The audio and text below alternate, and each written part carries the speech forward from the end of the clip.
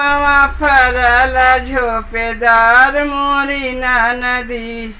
आमवा फरल झोपेदार मोरी नदी। आमवा में भारी भारी धरलू डलियावा। आमवा में भारी भारी धरलू डलियावा। जाके बेचब अकबरपुर बाजार छोटी नदी।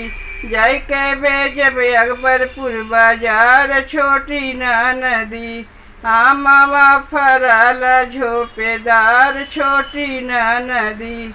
आमवा फरल झोपेदार मोरी नदी। आमवा फरल झोपेदार मोरी नदी। आमवा फरल झोपेदार मोरी नदी। आमवा फरल झोपेदार मोरी नदी। आमवा फरल झोपेदार छोटी नदी। आमवा में भारी भारी धरलू डलियावा। आमवा में भारी भारी धरलू डलियावा। जाके बेचब हम अरिया के बाजार छोटी नदी। जाके बेचब अरिया के बाजार छोटी नदी। आमवा फरल झोपेदार छोटी नदी। आमवा फरल झोपेदार छोटी नदी। आमवा में भारी भारी धरलू डलियावा। आमवा में भारी भारी धरलू डलियावा। जाके बेचब सहियापुर बाजार छोटी नदी।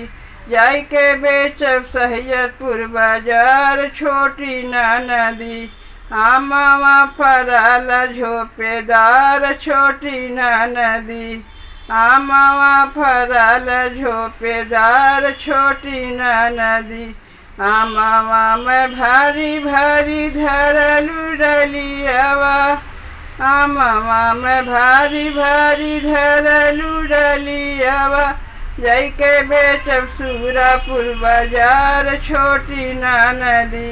जाके बेचब सूरापुर बाजार छोटी नदी। आमवा फरल झोपेदार छोटी नदी।